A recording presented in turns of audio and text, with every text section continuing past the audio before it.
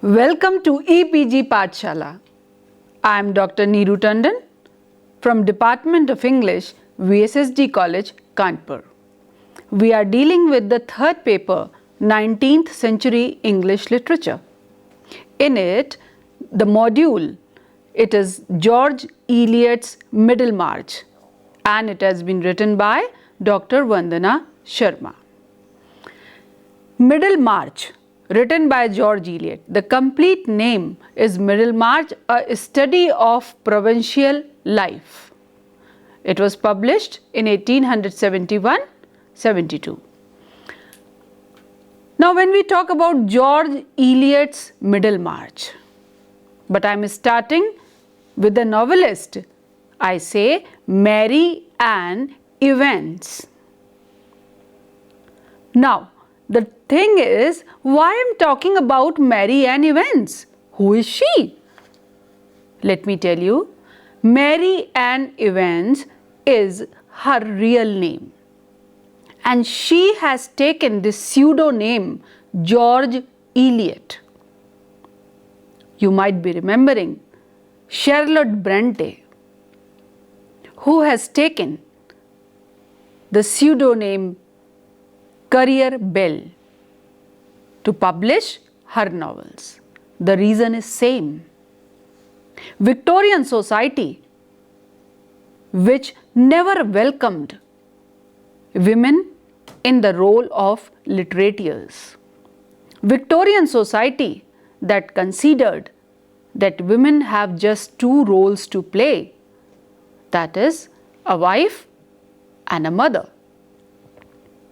In such circumstances, when a woman with unlimited capabilities comes forward to write as an intelligent writer, then what happens?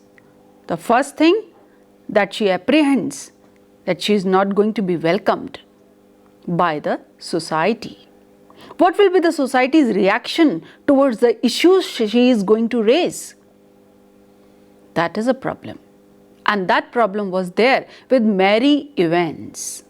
So, she took this name, George Eliot, that sounded like a male name, so that her identity as a woman should not be disclosed. Mary Ann Evans, born in 1819 at Arbory Park in Esley near Coventry, was the gifted daughter of Robert Evans. Politically and socially conservative, Robert Evans advocated outward religious conformity for Marian. She faithfully tended house for her father until his death in 1849. Now, 30 years old Mary, she was considered long past the normal age for marriage in the Victorian era. She became assistant editor in 1851 and translated Essence of Christianity from German in 1854. It got published, and that was the only book which was bearing her real name, Mary. Mary Ann's rejection by her friends and family over her common law marriage with Lewis is reflected in the work The Mill on the Floss in 1860. Henry Lewis's wife had abandoned him for this extramarital affair. Still, Mary and Lewis, they continued to support each other. Well known for her realism and serious discussion of moral issues, George Eliot is the most philosophical of all the Victorian novelists. She took the name George Eliot, and hence for this module we will continue to call Mary George Eliot. Like George Meredith, she is the embodiment of philosophy in fiction, as Oscar Wilde remarked in 1897. She used this male pen name George Eliot, which was her effort to be taken seriously as a writer in this male-dominated literary world. In the hands of George Eliot, novel was not a vehicle for entertainment alone, but rather as a means of revealing the human predicament. You may notice that George Eliot refused to confirm the set models for women in the society. She refused that the end of the novel should be happy ending with a happy marriage, because she could never see that in the society. Her status as a new author of great power was confirmed by the enormously popular Adam Bede, published in 1859. Through her plots and characters, Eliot preaches that working only for self-gratification is dangerous to one's spirit. Virginia Woolf in The Common Reader opines, I quote, "The magnificent book that with all its imperfections is one of the few English novels written for grown-up people," unquote. Now let us talk about the novel itself. Middlemarch, the study of provincial life. Title is quite easy to understand what is the subject matter of the novel. It is relevant because reflection of realistic and vivid portrayal of the provincial life of England is there in the novel. Manifestation of England's changing values are mentioned by the novelists.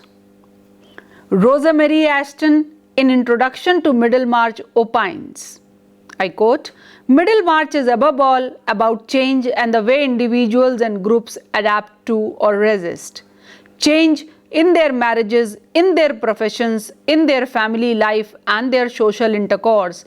The characters of the novel are shown responding in their various ways to events both public and private," unquote. Now, the setting of the novel is something that creates the background.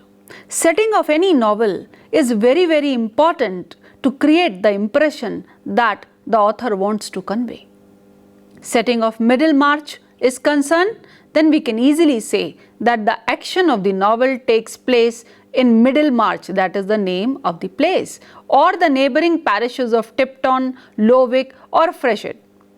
As Quentin Adamser points out, it is a landscape of opinion and not any natural landscape which is dominant in the novel.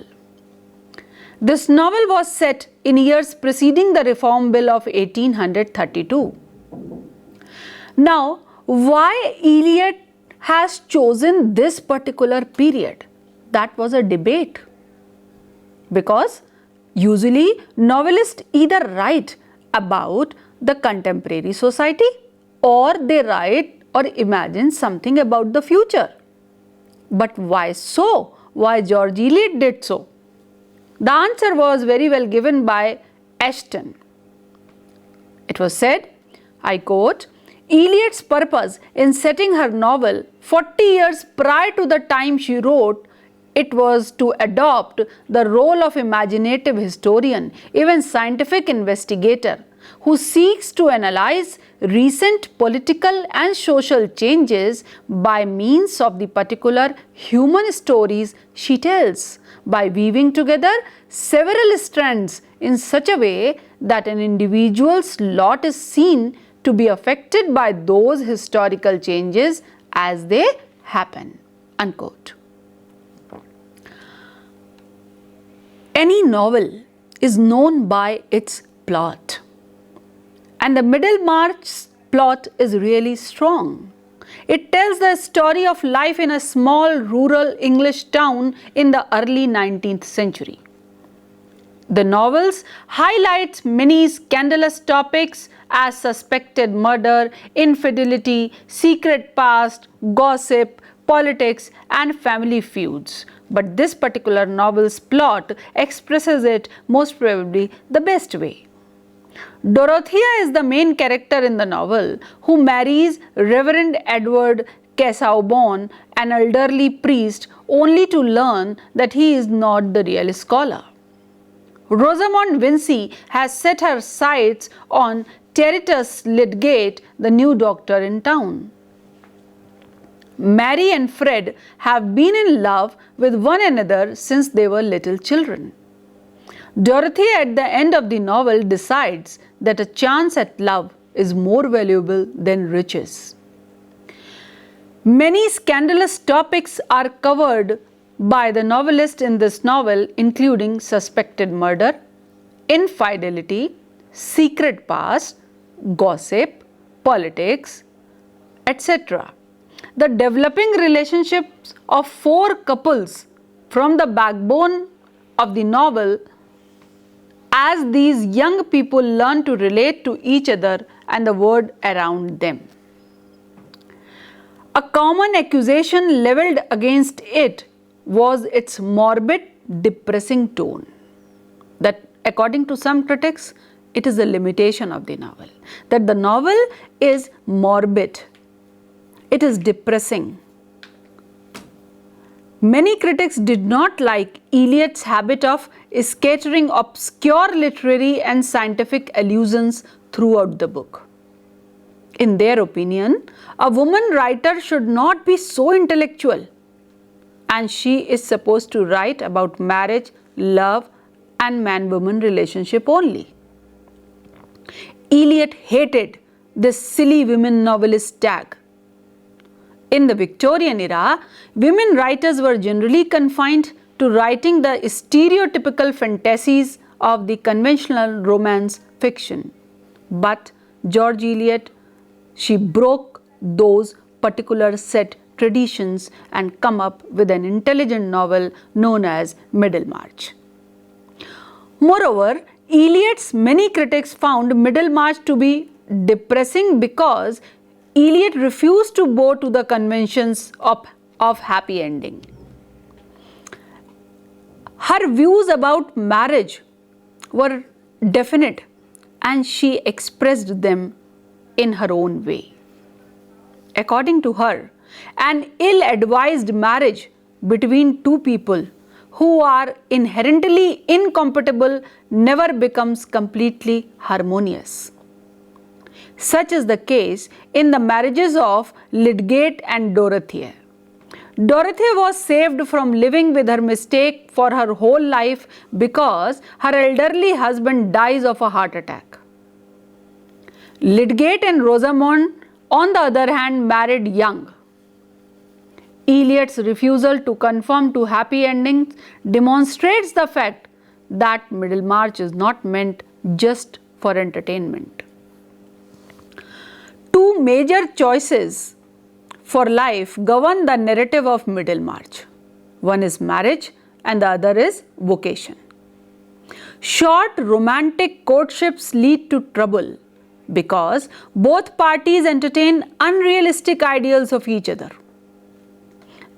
They marry without getting to know one another. Marriages based on compatibility work better. Moreover, marriages in which women have a greater say also work better, such as the marriage between Fred and Mary. She tells him she will not marry if he becomes a clergyman. Let us discuss the characters of this novel. Dorothea Brooke is an intelligent and independent young woman who differs from the conventional woman of the Victorian age, just like her narrator. Rosamond Vincy comes from a family familiar with the comfortable lifestyle of middle-class society. Arthur Brooke is Dorothea and Celia's bachelor uncle. He is a bumbling man who can never stick to an opinion. Nicholas Bulstrode is a wealthy Middlemarch banker. He is married to Walter Vincy's sister. Eleanor Cadwallader is the wife of rector at Tipton Grange Brooks estate. Edward Casaubon owns a large estate called Lowick. He is a scholarly clergyman. Tertius Lydgate exemplifies the desires of an epic life, as Dorothea does, but unlike her, he finds his vocation in the study of medicine. The major themes discussed in the novel are imperfect marriage and repressed sexuality, and the second, defiance of Middlemarch society, social hierarchy as futile. Now, the first important theme comes in the form of imperfect marriage and repressed sexuality. Let's talk about these two things. Imperfect marriage. Writer has her own view regarding imperfect marriages. She already described in detail that the marriages should be based on the conformity, should be based on understanding and not because of the wealth or social status. Repressed sexuality is a theme discussed by her in detail, but she knew it well that the Victorian society was not going to welcome it. A woman discussing and talking about repressed sexuality was not to be welcomed.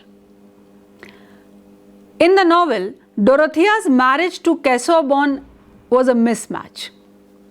Casaubon, involved in Key to All mythology, seeks to discover fundamentals about how all the mythologies in the world are related.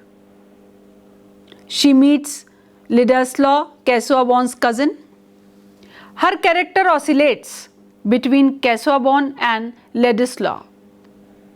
Dorothy's sexual suppression fades under her desire for Will Ladislaw. Dorothea's marriage to Casaubon, a sickly clergyman old enough to be her father, is a mismatch in every sense, so it remained unconsummated union.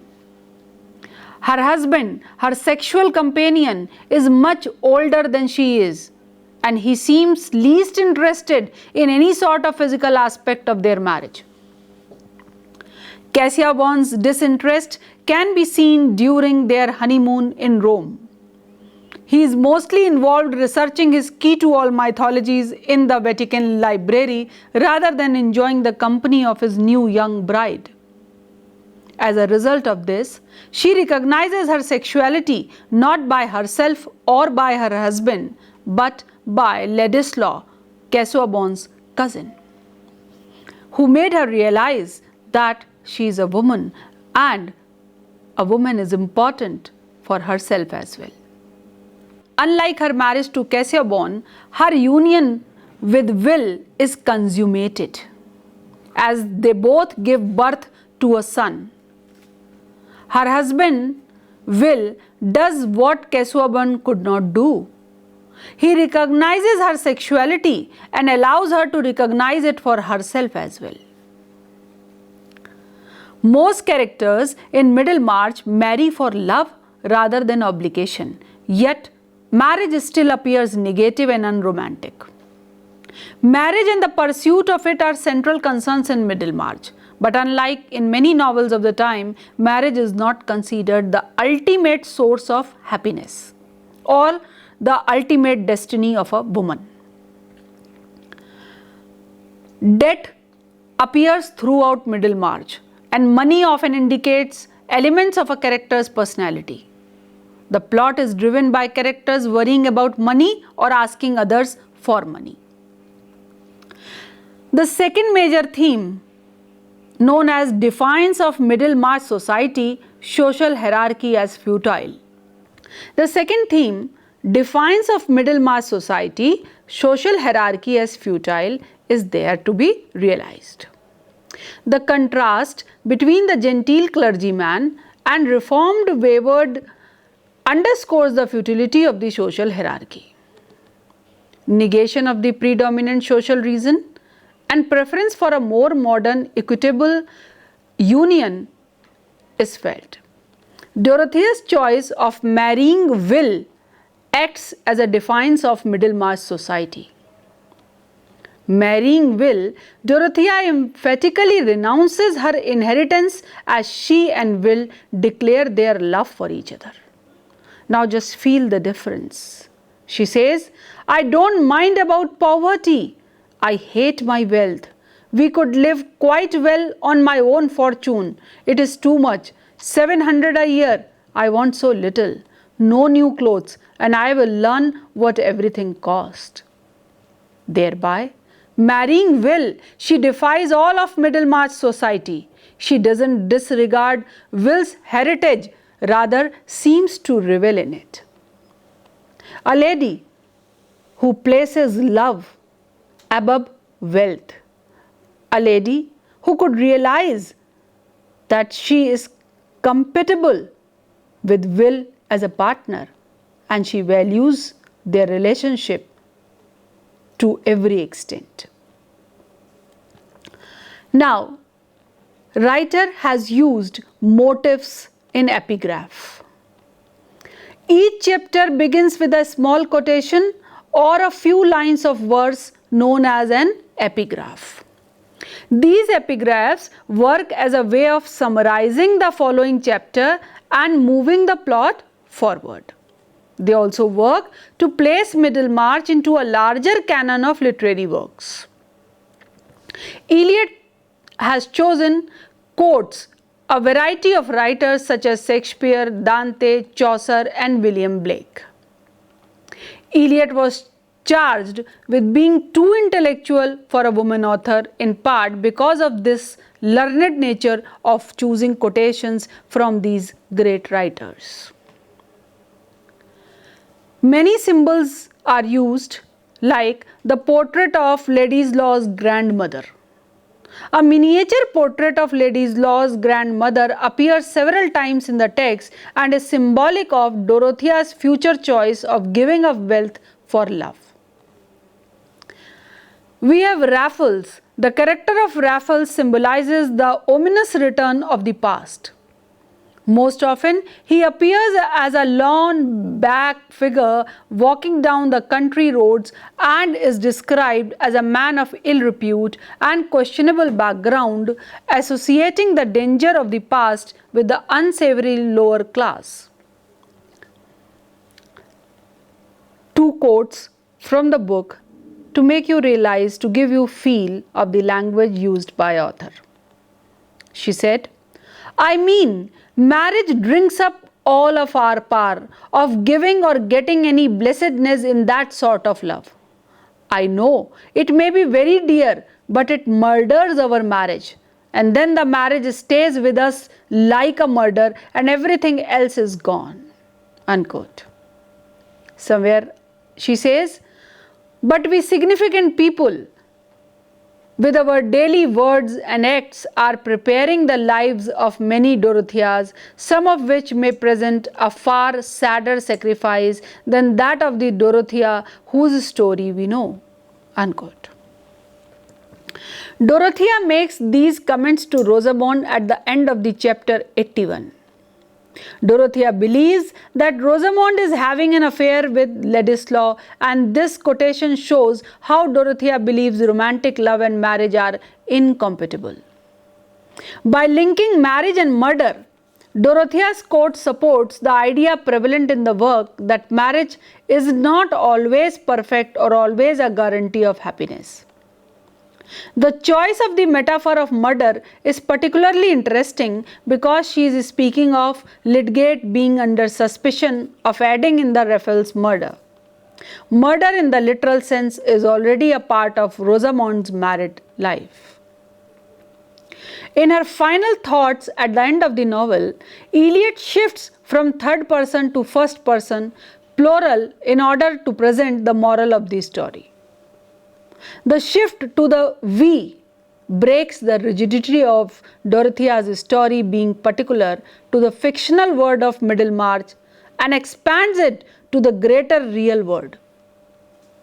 By calling attention to how the acts of common people create cultural norms, Eliot holds everyone who does not question the norms of social life responsible for the sadness of their fellow citizens. By focusing on the trials of Dorothea, Eliot calls particular attention to a woman's role in marriage. Ending on this thought, makes Eliot's concern with conventional marriage the central theme of the story. This move points to a particular feminist type of thought in a novel long before feminism was a common ideology. The novel brings many questions in front of readers, like why does Lydgate's marriage fail? Why does Dorothea's marriage fail? Why did they get married to Rosamond and Casaubon respectively? You should consider the contradictions between what they need and what they think they want in a spouse. How does self-determined choice play a role? How does chance play a role? Once you will get the answers of these questions, it will be very easy for you to understand the novel and the novelist in the real sense.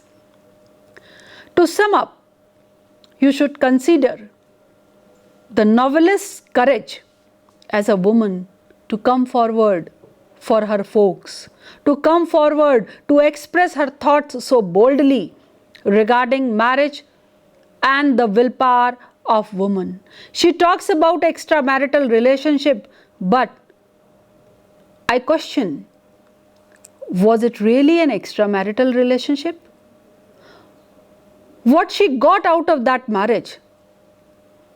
Husband who was for the name's sake. The marriage was never consummated.